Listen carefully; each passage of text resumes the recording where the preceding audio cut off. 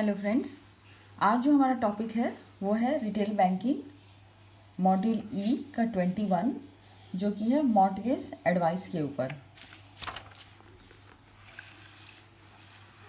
तो फ्रेंड्स यहाँ पे कुछ होम इंफॉर्मेशन पैक्स के बारे में बोला है। तो ये जो कंसेप्ट था होम इंफॉर्मेशन पैक्स का, ये सबसे पहले इंट्रोड्यूस किया गया था यूके में 1 अगस्त 2007 को, और ये इंडिया में एप्लीकेबल नहीं है। अभी जो होम इंफॉर्मेशन पैक होता है उसमें क्या क्या कंटेंट जो है वो इंक्लूडेड होते हैं। तो होम इंफॉर्मेशन पैक में जो है इम्पॉर्टेंट इन्फॉर्मेशन होते हैं जो कि बायर और सेलर अगर कोई प्रॉपर्टी को सेल आउट कर रहे हैं या परचेज कर रहे हैं, तो जो प्रॉपर्टी के बारे में इम्पॉर्टेंट इन्फॉर्मेशन होती है वो एक जगह पे स्टोर करना, ताकि वो इजीली एक्सेसिबल हो सके बायर या सेलर के द्वारा, ताकि वो जो है डिसीजन मेकिंग हो सके किसी भी प्रॉपर्टी को सेल आउट करने में या परचेज करने में। तो उसी को हम लोग होम इंफॉर्मेशन पैक बोलते हैं। अभी होम इंफॉर्मेशन पैक में कुछ कंपल्सरी डॉक्यूमेंट हैं, तो वो क्या क्या हैं। उसमें आपका एक बेसिक इंफॉर्मेशन होना चाहिए about the site including the address of the property being sold, whether the property is freehold, leasehold, whether or not the property is being sold with vacant possession। यानी कि सेल स्टेटमेंट एक होता है जिसमें कि basic information provide किया जाता है उस साइट के बारे में कि उस साइट का एड्रेस क्या है, प्रॉपर्टी जो है वो फ्री होल्ड है या लीज होल्ड है, और उस प्रॉपर्टी का जो वैकेंट पोजीशन वो कैसा है। फिर है evidence of title. Evidence of title जिससे कि प्रूफ होगा कि अभी जो सेलर है एक्चुअल में वो प्रॉपर्टी का ओनर है या नहीं है। फिर है energy performance certificate. Energy performance certificate जो है इसमें ये इंडिकेट किया हुआ रहता है कि किसी भी घर में एक स्केल होता है A to G तक के लिए, कि वहाँ पे कितना एनर्जी एफिशिएंट जो है, मतलब एनर्जी का जो वहाँ पे व्यवस्था है वो कितना एफिशिएंट है। तो जो मोस्ट इफिशिएंट होम होते हैं और जहाँ पे लोएस्ट फ्यूल बिल होता है उनको बैंड ए में रखा जाता है, यानी कि जहाँ जो सबसे लोएस्ट होंगे वो ए और जो सबसे हाईएस्ट होंगे वो जी। तो इस तरह से जो 3 डॉक्यूमेंट है वो कंपल्सरी डॉक्यूमेंट है होम इंफॉर्मेशन पैक के लिए। पहला हो गया सेल स्टेटमेंट, दूसरा है एविडेंस ऑफ टाइटल, और तीसरा है एनर्जी परफॉर्मेंस सर्टिफिकेट। फिर कुछ डॉक्यूमेंट्स जो है वो ऑप्शनल हैं। तो ऑप्शनल डॉक्यूमेंट में क्या क्या है। पहला है home condition report. Home condition report में उस प्रॉपर्टी का जो फिजिकल कंडीशन है वो उसमें लिखा हुआ रहता है। फिर है लीगल समरी। लीगल समरी में जो भी लीगल एस्पेक्ट्स हैं जो कि बायर को हेल्पफुल हो सकते हैं वो उसमें मेंशन रहेगा, कि अगर कोई लीगल एक्शन अगर रिक्वायर होती है इन फ्यूचर तो बायर को कैसे अप्रोच करना है, कहाँ अप्रोच करना है, ये सारी चीज़ें उसमें लिखी रहती हैं। फिर है होम यूज़ या कंटेंट फॉर्म्स, यानी कि इसमें ये सारे इंफॉर्मेशन होते हैं including boundaries, notices, services, sharing with neighbours and other matters of interest to potential buyer. Seller को इसमें डिक्लेयर करना होता है fixture and fittings and other contents of the property के बारे में इंक्लूडेड इन द सेल। मतलब अगर बिल्डिंग में कुछ फर्नीचर या फिटिंग्स लगे हुए हैं तो वो प्रॉपर्टी जब सेल आउट करेगा तो उनके साथ सेल आउट करेगा या बिना उसके करेगा, तो ये सारी चीज़ें उसमें मेंशन होती हैं। तो ऑप्शनल डॉक्यूमेंट भी यहाँ पे 3 दिए हुए हैं। पहला home condition report, legal summary and home use या कंटेंट फॉर्म्स। अभी यहाँ पे फ्रेंड एक टॉपिक है time value of money, interest and annuities. ये फ्रेंड हमने ABM में हमारा जो टाइम वैल्यू ऑफ मनी का चैप्टर है, आप इसको वहाँ से भी कर सकते हैं अगर आपने वहाँ से किया है तो। यहाँ पे जस्ट हम लोग एक क्विक रिकैप लेंगे। तो the process of converting future sums into their present equivalent is known as discounting.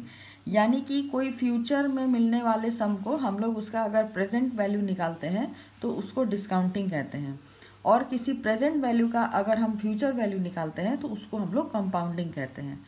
तो कंपाउंडिंग जो है वो किसी भी cash flow, present cash flow का फ्यूचर वैल्यू निकालने के लिए यूज़ किया जाता है, और डिस्काउंटिंग जो है वो प्रेजेंट वैल्यू का फ्यूचर कैश फ्लो जो है निकालने के लिए यूज़ किया जाता है। फिर है रूल ऑफ 72। रूल ऑफ 72 क्या है। रूल ऑफ 72 है determine the number of years before your money doubles. मतलब किसी रेट ऑफ इंटरेस्ट पे अगर कोई अमाउंट जो है इन्वेस्ट किया जाता है तो वो कितने दिन में डबल हो जाएगा, ये हम लोग रूल ऑफ 72 से निकालते हैं। और इसको नॉर्मली जो है 72 को हम लोग डिवाइड करते हैं, जो हमारा रेट ऑफ इंटरेस्ट है, तो हमारा टाइम जो है वो निकल के आ जाता है। यहाँ पे देखिए जैसे कि एग्जांपल दिया हुआ है कि 1000 रुपीज़ जो है 6% इंटरेस्ट रेट पे बोरो किया गया है, तो ये कितने दिन में डबल होगा। तो कुछ नहीं, यहाँ पे 72 डिवाइडेड बाई 6, 72 को हम लोग रेट ऑफ इंटरेस्ट से डिवाइड करेंगे तो 12 आता है, यानी कि 1000 जो है वो 12 ईयर्स में डबल हो जाएगा, यानी 2000 हो जाएगा। नेक्स्ट टॉपिक है हमारा फ्यूचर वैल्यू ऑफ मनी। ये भी टाइम वैल्यू ऑफ मनी में फ्रेंड्स आप लोगों को मिल जाएगा। तो इसका यहाँ पे फॉर्मूला दिया हुआ है, future value is equal to present value into 1 + r⁴n।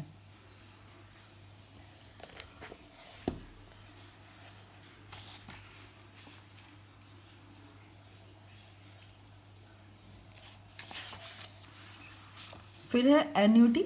Annuity जो है, annuities are essentially series of fixed payment required from you or paid to you at a specific frequency over the course of a fixed period of time।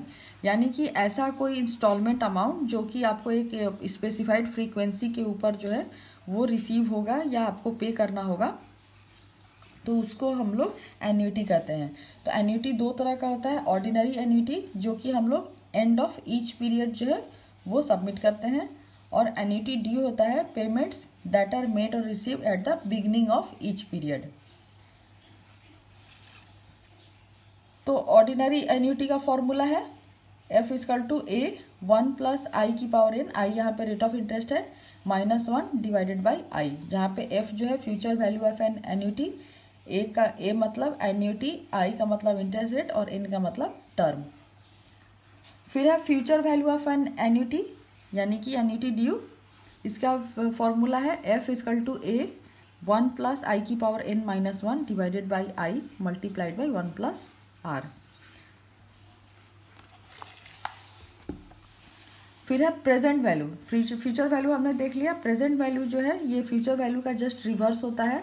तो हमने future value लिया था present value into 1 + r⁴n, तो यहाँ पे उल्टा हो जाएगा future value divided by 1 + r⁴n।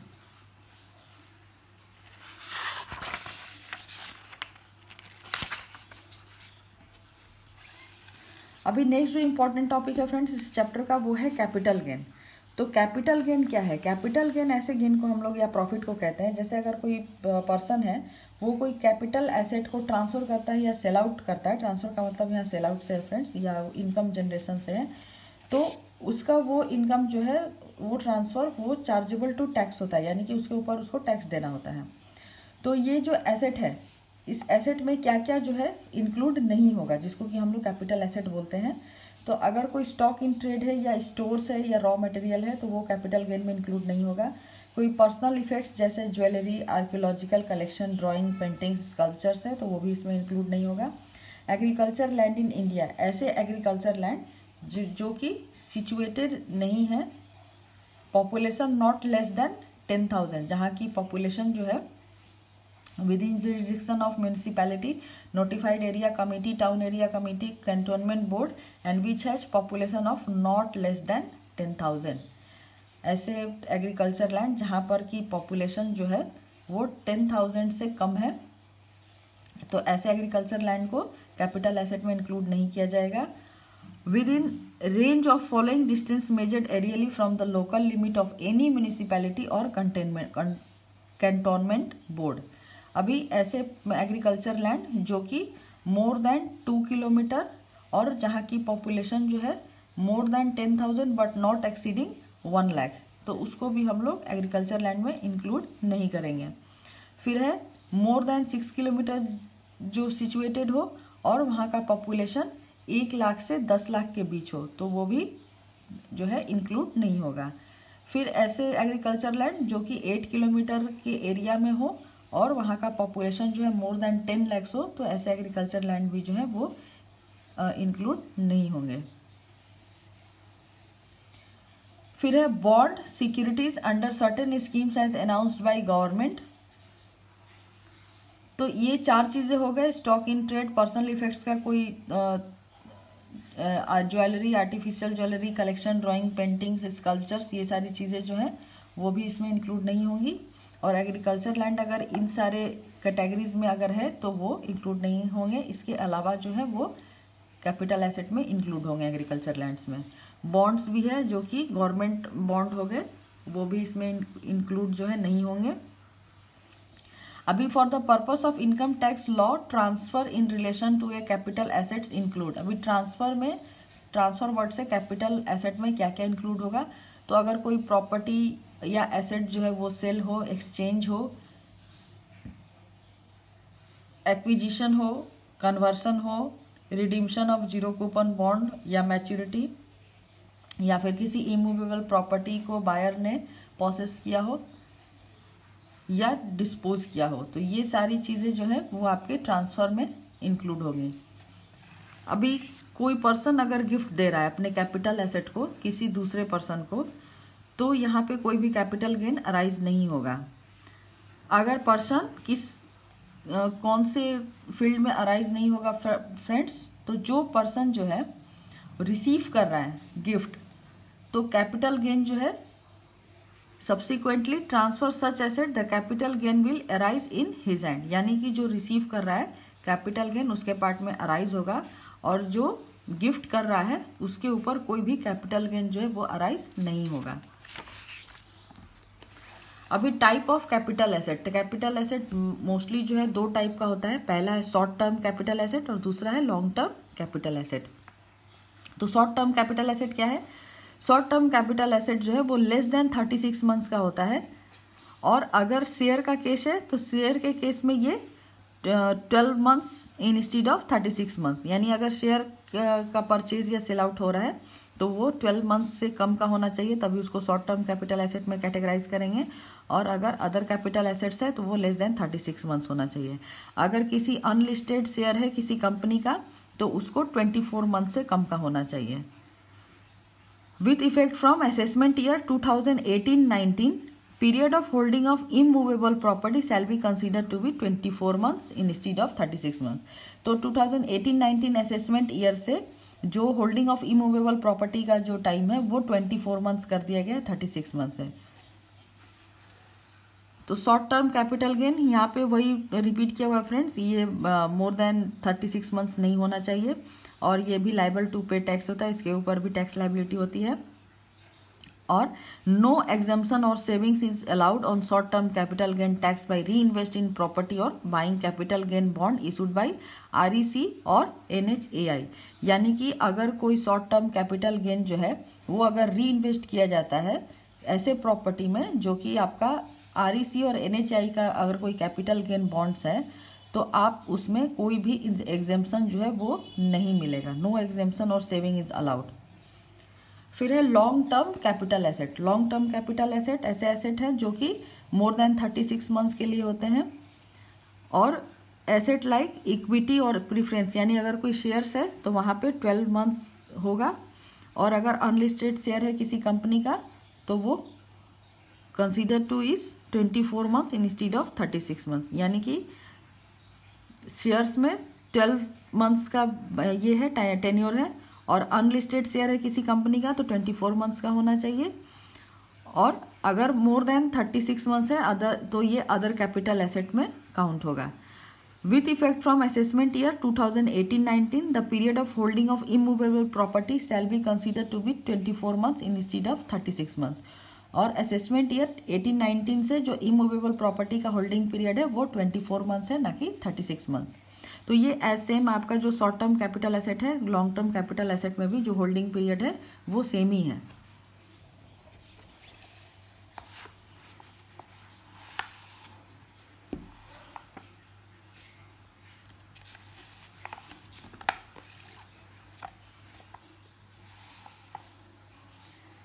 अभी long term capital gain cost of previous owner in case of transfer by gift, will, inheritance, amalgamation, distribution, assets by HUF on partition, the cost of acquisition shall be the cost to the previous owner। तो जो previous owner का cost है वही cost of acquisition हो जाएगा। फिर है method of computation of short term and long term capital gain। तो कंप्यूटेशन ऑफ शॉर्ट टर्म और लॉन्ग टर्म कैपिटल गेन का कैसे हम लोग करेंगे, तो सबसे पहले फुल वैल्यू ऑफ कंसीडरेशन जो है उसको लिया जाएगा, फिर उसमें से हम लोग माइनस करेंगे अगर उसमें कोई एक्सपेंडिचर हुआ है ट्रांसफर के लिए, या कोई कॉस्ट ऑफ एक्विजिशन है, या कॉस्ट ऑफ इम्प्रूवमेंट अगर है तो उसको हम लोग माइनस करेंगे from the sum, so arrive at deduct the exemption provided by section 54B और 54D। फिर जो सम हमारा निकल के आया वैल्यू में से डिडक्शन को माइनस करने के बाद, उसमें से हम लोग अगर कोई एग्जेम्पशन मिल रहा है कैपिटल गेन में 54B या 54D के अंदर, तो उसको हम लोग माइनस करेंगे और उसके बाद जो बैलेंसिंग अमाउंट बचेगा वो हमारा शॉर्ट टर्म कैपिटल गेन होगा। ठीक वैसे ही लॉन्ग टर्म कैपिटल गेन में हम लोग फुल वैल्यू में से डिडक्ट करेंगे। क्या डिडक्ट करेंगे? Expenditure of transfer, indexed cost of acquisition and indexed cost of improvement. ये हम लोग आगे देखेंगे फ्रेंड्स कि ये इंडेक्स कॉस्ट ऑफ एक्विजिशन और इंडेक्स कॉस्ट ऑफ इम्प्रूवमेंट क्या है। उसके बाद उसमें से जो हमारा सम आएगा, जो भी एग्जेम्पशन एलिजिबल है 54, 54B, 54D, 54EC and 54F, ये इसमें जो भी एलिजिबल होगा एग्जेम्पशन उसको माइनस करेंगे और फिर जो बैलेंस अमाउंट हमारा रहेगा वो हमारा लॉन्ग टर्म कैपिटल गेन होगा। यहाँ पे देखिए कॉस्ट इन्फ्लेशन इंडेक्स दिया हुआ है। तो कॉस्ट इन्फ्लेशन इंडेक्स क्या है? Induction is a process by which the cost of acquisition is adjusted against the inflationary rise in the value of the asset. यानी कि जो कॉस्ट ऑफ एक्विजिशन है उसको हम लोग, जो वैल्यू ऑफ एसेट है जिसमें इन्फ्लेशन की वजह से अगर कोई राइज या फॉल आता है तो उसके अगेंस्ट हम लोग कॉस्ट ऑफ एक्विजिशन को एडजस्ट करते हैं, तो उसी को हम लोग कॉस्ट इन्फ्लेशन इंडेक्स कहते हैं। तो सेंट्रल गवर्नमेंट जो है उन्होंने कुछ कॉस्ट इन्फ्लेशन इंडेक्स जो है वो नोटिफाइड कर रखा है, जो यहाँ पे नीचे टेबल में दिया हुआ है फ्रेंड्स। तो जो एक्विजिशन है, जो इंडेक्स कॉस्ट ऑफ एक्विजिशन है वो किस किस फैक्टर्स के ऊपर बेस होता है? तो सबसे पहला तो है ईयर ऑफ एक्विजिशन या इम्प्रूवमेंट, किस साल में आपने उसको एसेट को एक्विजिशन में लिया है या इम्प्रूवमेंट किया है, उसके अंदर किस साल में वो ट्रांसफ़र किया गया है, और जिस ईयर में जो आपका ईयर ऑफ एक्विजिशन या इम्प्रूवमेंट है उस साल में आपका कॉस्ट इन्फ्लेशन इंडेक्स क्या है, और जिस ईयर में वो ट्रांसफ़र किया गया है एसेट उस साल में कॉस्ट ऑफ इन्फ्लेशन इंडेक्स क्या है। तो ये एक टेबल में फ्रेंड यहाँ पे दिया हुआ है पूरा। ये जब मैं आपको इस पर केस स्टडी करवाऊंगी तो ये आपको समझ में आएगा कि इसको हम लोग कैसे यूज़ करते हैं टेबल को। तो एग्ज़ाम में भी जो है आपको कॉस्ट इन्फ्लेशन इंडेक्स जो है वो दिया रहेगा। तो ये आपका 1988 से लेकर के 2016-17 तक का यहाँ पे डेटा दिया हुआ है। तो cost index cost of acquisition निकालने का जो फॉर्मूला है, ये दो फॉर्मूला बहुत इंपॉर्टेंट है। Cost of acquisition multiplied by cost inflation index of the year of transfer of capital asset divided by cost inflation index of the year of acquisition. और ठीक वैसे ही हम लोग कॉस्ट ऑफ इम्प्रूवमेंट निकालेंगे। तो cost of improvement multiplied by cost inflation index of the year of transfer of capital asset divided by cost inflation index of the year of improvement. अभी जो base year of induction जो है ये important point है friends, ये इस पे 1 number का क्वेश्चन आ सकता है सीआईबी में। जो बेस ईयर है इंडेक्शन के लिए वो अभी 2001 से 2002 का जो इंडेक्स है वो हम लोग लेते हैं। पहले ये 1981 से 82 था, अभी 2001 से 2002 हो गया है। अभी कैपिटल गेन में क्या क्या एग्जेम्पशन जो है इनकम टैक्स के अंदर मिलते हैं वो यहाँ पे दिया हुआ है। तो सेक्शन 54 जो है, जैसे अगर कोई लॉन्ग टर्म कैपिटल गेन जो है वो transfer of residential house property के अगेंस्ट में अगर है तो वहाँ पे आप गेन ले सकते हैं उसको री इन्वेस्ट करके या परचेज करके कोई भी construction of one residential house property. 54B में एग्रीकल्चर लैंड के ऊपर है, ये लॉन्ग टर्म और शॉर्ट टर्म दोनों के लिए है। तो ये भी ट्रांसफर ऑफ एग्रीकल्चर लैंड अगर कोई आप करते हैं तो इसको आप गेन ले सकते हैं इनकम टैक्स में बाय री investing in purchase of agriculture land. Section 54EC में जो है लॉन्ग टर्म कैपिटल गेन अगर एनी अदर एसेट, जैसे कि अगर आप किसी बॉन्ड या शेयर में अगर आप इन्वेस्ट करते हैं तो आप उसको में कैसे बेनिफिट ले सकते हैं। तो आपको अगेन उसको री इन्वेस्ट करना होगा बॉन्ड में, जो कि बॉन्ड इशू होगा NHAI यानी कि national highway authority of India या rural electrification corporation of limited का। और ये जो है बिफोर 3 इयर्स आपको आप रिडीम नहीं कर सकते हैं, और इसमें मैक्सिमम अमाउंट जो है आप इन्वेस्ट कर सकते हैं वो है अप टू ₹50 lakhs। नेक्स्ट है सेक्शन 44EE। ये आपका ये भी एनी अदर कैपिटल एसेट के ट्रांसफर से है और ये लॉन्ग टर्म कैपिटल गेन है। इसको आप गेन कर सकते हैं बाय री investment in any specific fund जो कि गवर्नमेंट ने नोटिफाइड किया हुआ है टू फिनांस स्टार्टअप्स। फिर है 54F। 54F जो है other than residential house property capital asset के बारे में है। तो इसको आपका जो नेट सेल कंसिडरेशन है उसको री इन्वेस्ट कर सकते हैं या परचेस या कंस्ट्रक्ट कर सकते हैं किसी भी एक residential house property in India में, और उसके थ्रू आप 54F में जो है एग्जेम्पशन ले सकते हैं। फिर है सेक्शन 54D। इसमें कोई भी लैंड जो है इंडस्ट्रियल अंडरटेकिंग के लिए अगर आपने सेल आउट किया है तो उसका जो गेन है वो आपको री इन्वेस्ट करना होगा फॉर एक्वायरिंग लैंड और बिल्डिंग फॉर इंडस्ट्रियल पर्पस। कोई अगर लैंड बिल्डिंग प्लांट मशीनरी जो है वो इंडस्ट्रियल पर्पस के लिए है और वो आपने अर्बन एरिया से रूरल एरिया में शिफ्ट करने के लिए अगर अंडरटेकिंग दे रखा है तो आपको उसको री इन्वेस्ट करना होगा to acquire land building plant और machinery shift the industrial undertaking from an urban area to a rural area. Section 44GA, यहाँ पे industrial undertaking special economic zone के लिए अगर कोई कैपिटल गेन आपने किया है तो उसको री इन्वेस्ट करना होगा shift the industrial undertaking from urban area to any special economic zone. फिर है सेक्शन 54GB। यहाँ पे है कि अगर कोई भी रेसिडेंशियल प्रॉपर्टी का ट्रांसफ़र हुआ है बिटवीन 1 अप्रैल 2012 टू 31 मार्च 2017 तो ये आपको इन्वेस्टमेंट के लिए एलिजिबल है स्टार्टअप्स में। और अभी जो ये 31 मार्च 2017 का जो है उसको एक्सटेंड किया गया है 31 मार्च 2019 तक। तो इसमें जो नेट सेल कंसिडरेशन है उसको यूटिलाइज करना है for the subscription in equity shares of N eligible company with effective from April 1st 2017. Eligible startups is also included in definition of eligible company. तो ये सारे सेक्शन है फ्रेंड्स जिसमें कि कैपिटल गेन में आप एग्जेम्पशन ले सकते हैं इनकम टैक्स में। अभी बेनिफिट ऑफ सेक्शन 24 जो है 54 ये सिर्फ और सिर्फ अवेलेबल है इंडिविजुअल या HUF के लिए। तो ये एक इम्पॉर्टेंट पॉइंट्स है यहाँ। अभी नेक्स्ट जो है वो है capital gain deposit account scheme. To claim exemption under section 54, the taxpayer should purchase another house within a period of 1 year before or 2 years after the date of transfer of old house, or should construct another house within a period of 3 years from the date of transfer। यानी कि जो भी tax payer है उनको अगर वो section 54 में exemption ले रहे हैं तो उनको जो कैपिटल गेन का जो इनकम है वो फिर से इन्वेस्ट करना है कहाँ, to purchase another house within a period of 1 year before or 2 years after the date of transfer। उसके बाद ट्रांसफ़र ऑफ ओल्ड हाउस के ट्रांसफ़र के 2 साल के बाद या 1 साल पहले जो है आपको एक दूसरा हाउस अगर आपने परचेज किया हुआ है या आप परचेज करते हैं तो आपको सेक्शन 54 में जो है एग्जेम्पशन मिलेगा। या फिर आप कंस्ट्रक्ट कराते हैं एक दूसरा house within a period of 3 years from the date of transfer.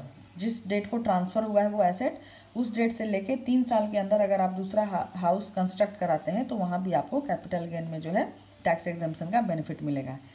If till date of filing the return of income the capital gain arising on transfer of house is not utilised, exemption can be availed by depositing the unutilized amount in capital gain deposit account scheme। अब अगर आपने जो है मान लीजिए जब आप return file कर रहे हैं अपने इनकम का और उस टाइम में आपने कैपिटल गेन जो है जो ट्रांसफ़र हाउस से जो आपको कैपिटल गेन अराइज हुआ है आपने उसको कहीं भी यूटिलाइज नहीं किया, यानी कि आपने उसमें कोई घर परचेज नहीं किया या कंस्ट्रक्ट नहीं कराया, उसको री इन्वेस्ट नहीं किया, तो भी आप उसको एग्जेम्पशन ले सकते हैं। आपको वो अमाउंट जो है capital gain deposit account scheme में डिपॉजिट करवाना होगा, तो वहाँ पे आप उसको रिबेट ले सकते हैं। The new house can be purchase or constructed by withdrawing the amount from the said account within the specific time limit of 2 years or 3 years as the case may be. अभी अगर आप purchase कर रहे हैं या construct कर रहे हैं तो आप कैपिटल गेन डिपॉजिट अकाउंट का जो अमाउंट है उसको विड्रॉ कर सकते हैं, जिसमें कि आपका परचेज के लिए 2 years का टाइम है और कंस्ट्रक्शन के लिए 3 years का टाइम है, जो एज द केस में भी, तो आप उसको विड्रॉ करके उसमें इन्वेस्ट कर सकते हैं। यहाँ पे एग्जाम्पल दिया है फ्रेंड्स, एग्जाम्पल हम लोग केस स्टडीज़ वाले वीडियो में करेंगे जिसको मैं यहाँ पे स्किप कर रही हूँ। नेक्स्ट जो यहाँ पे चैप्टर है वो है loan calculator and loan amortisation schedule. तो ये हम लोग नॉर्मली बैंकों में काफ़ी यूज़ करते हैं, loan calculator, loan amortisation schedule. तो बुक में यहाँ पे इसको एक्सेल सीट से बनाने के लिए दिया हुआ है। तो लोन कैलकुलेटर और लोन एमोटाइजेशन टेबल में क्या डिफरेंस है? तो लोन कैलकुलेटर जो है, लोन कैलकुलेटर से हम लोग ये कैलकुलेट करते हैं कि कोई भी पर्सन अगर किसी अमाउंट ले रहा है लोन में, और एक जो है फ्लोटिंग, हमारा तो रेट ऑफ इंटरेस्ट फ्लोटिंग ही होता है। तो एट प्रेजेंट जो उसका रेट ऑफ इंटरेस्ट है, उस रेट ऑफ इंटरेस्ट के ऊपर उस अमाउंट पे एक टेन्योर, जिस टेन्योर के लिए वो लोन लेगा, उसका मंथली जो ईएमआई है जो उसको रीपे करना है वो कितना आएगा, तो वो हम लोग लोन कैलकुलेटर में निकालते हैं। तो उसके लिए यहाँ पे बनाने के लिए दिया हुआ है, आप एक्सेल में इसको ट्राई कर सकते हैं बनाकर। एक्सेल में जो सेल B2 है वहाँ पे आपको लोन कैलकुलेटर लिखना है।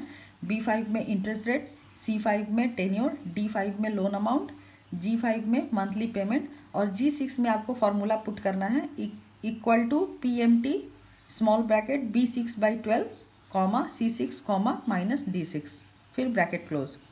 B6 में 10.0%, be sure to type the percent sign.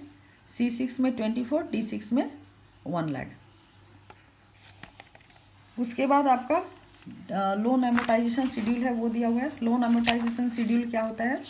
Loan amortisation schedule होता है कि ये ऐसा कैलकुलेटर है जो कि आपको शो करेगा कि होल टेन्योर जो बोरोवर ने, मान लीजिए अगर 10 साल के लिए लोन लिया हुआ है, तो पूरे 10 साल यानी कि 120 मंथ्स तक उसको मंथली उसका क्या रिपेमेंट है, उसका कितना आउटस्टैंडिंग प्रिंसिपल है, कितना उसका इंटरेस्ट एवरी मंथ चार्ज हो रहा है, और कितना उसका प्रिंसिपल पे हो रहा है, और वो कितना पे आउट कर रहा है। इसका ब्रेकअप होल टेन्योर का जो है वो निकल के आता है। तो यहाँ पे देखिए एक एमोटाइजेशन शेड्यूल दिया हुआ है, यहाँ पे इसका पीरियड है, ये मंथ में जो है डिनोट होता है।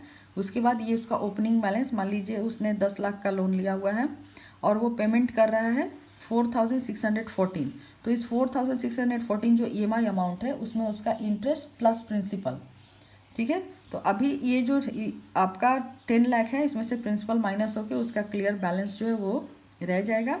फिर ये उसका ओपनिंग बैलेंस होगा सेकंड मंथ के लिए। फिर इसके ऊपर उसने पेमेंट किया 4614.49, जिसमें उसका इंटरेस्ट पोर्सन हुआ 801.82, प्रिंसिपल पोर्सन हुआ 3812.67, और उसका क्लियर बैलेंस जो है आउटस्टैंडिंग बैलेंस वो इसको माइनस करने के बाद 92406.17 आया। तो ऐसे ही करके फ्रेंड्स यहाँ पे देखिए इसने 2 साल का एमोटाइजेशन शेड्यूल दिया हुआ है अप टू 24 मंथ्स।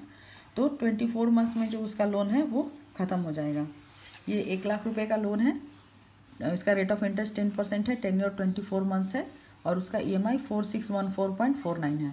तो 24 मंथ्स में उसका लोन देखिए यहाँ पे 0 हो जा रहा है। तो इसी को हम लोग, ये पूरा जो टेबल है ये एमोटाइजेशन शेड्यूल, इसी को हम लोग कहते हैं। तो अभी as per BCA SBI norms जो है, बैंकों को एमोटाइजेशन शेड्यूल प्रोवाइड करना कस्टमर को ये मैंडेटरी है, जिसमें कि आपको repayment of principal and interest for the duration of the loan का शेड्यूल आपको बोरोवर को प्रोवाइड करना है while advising sanction of loans. तो फ्रेंड्स इसी के साथ हमारा ये जो मॉर्गेज एडवाइस का जो चैप्टर है वो यहीं ख़त्म होता है। तो आपको अगर हमारा चैनल अच्छा लग रहा है तो आप हमारे चैनल को लाइक करिए, शेयर करिए, सब्सक्राइब करिए। नेक्स्ट वीडियो में हम लोग नेक्स्ट टॉपिक के साथ मिलेंगे।